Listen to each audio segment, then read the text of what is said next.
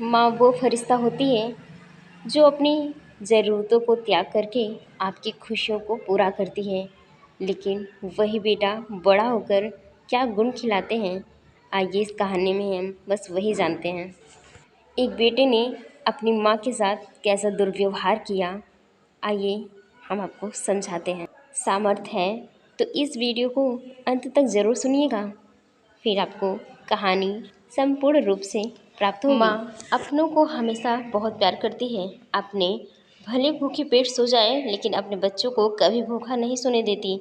ऐसी होती है माँ, बचपन से ही अपने बच्चों की हर ख्वाहिशें पूरी करती है, चाहे भले मेला देखना हो या कुछ खरीदना हो।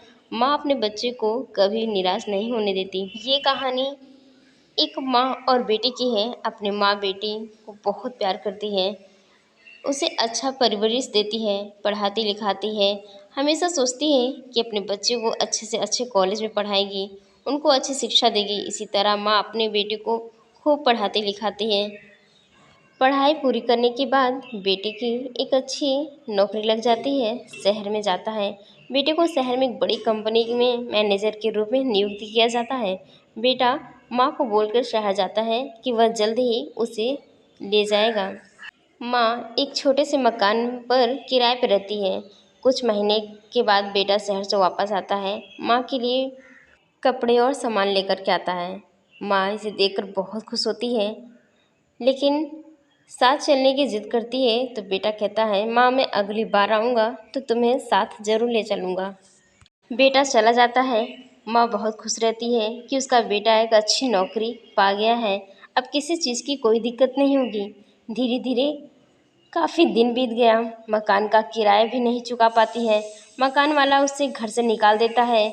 माँ पैदल रास्ते में जाती रहती है, तभी बगल में उसे एक पुराना झोपड़ी दिखाई देता है। माँ उसी झोपड़ी में रहने लगती है और अपने दिन काटने लगती है। अगल बगल से दुकानदारों से ये कह कर के सामान ले लिया करती थी कि उसका बेटा एक बड़ी कंपनी में मैनेजर बना है। कुछ दिन तो इस तरह से बीतते गए, लेकिन फिर दुकानदारों ने भी सामान देने से इनकार कर दिया कि वो पैसे नहीं चुका रही है। फिर बूढ़ी माँ बेटे की खोज में शहर शहर भटकने लगी। उसके पास ट्रेन के टिकट के भी पैसे नहीं होते थे। वो किसी और से मांग मांग करके टिकट लेती और फिर जाती थी।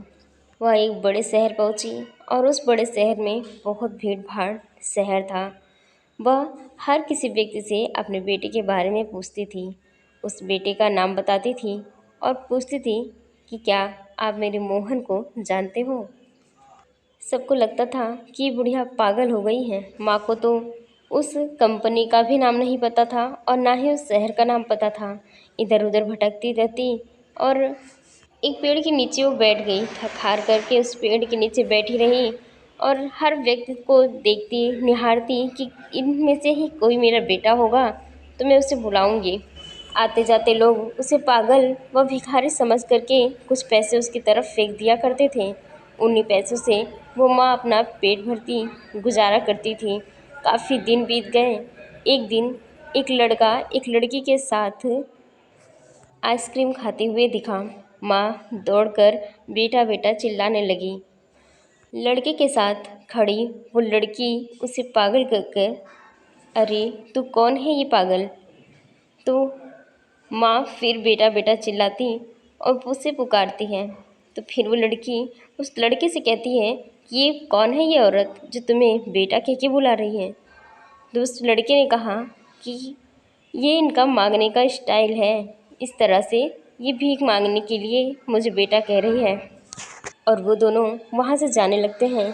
तभी माँ कहती है, मोहन बेटा मोहन, क्या मैंने तुझे इसी दिन के लिए पढ़ाया था कि तू अपनी माँ को देख करके उसे भूल जाए और एक तरफ भी निहारे ना।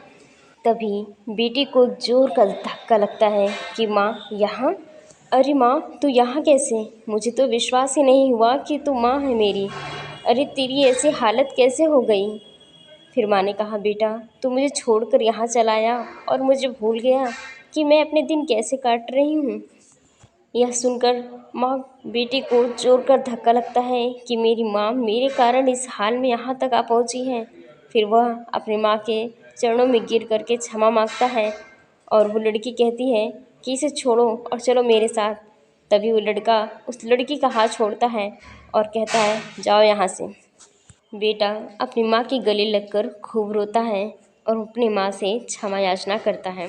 अब बेटा अपनी माँ के साथ रहता है और अपनी माँ की खूब सेवा करता है।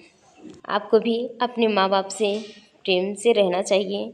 अगर उन्हें कभी किसी चीज़ की तकलीफ़ है तो आप उसके लिए अग्रसर रहिए, तैयार रहिए। जिस तरह माँ अपनी सारी ज़रूरतों को पूरा किए बिना सारी ज़रूरतों को त्याग देती है और आपकी सभी इच्छाओं को, सभी आकांक्षाओं की, आपकी सारी कामनाओं को पूरा करने के लिए दिन रात मेहनत करती है।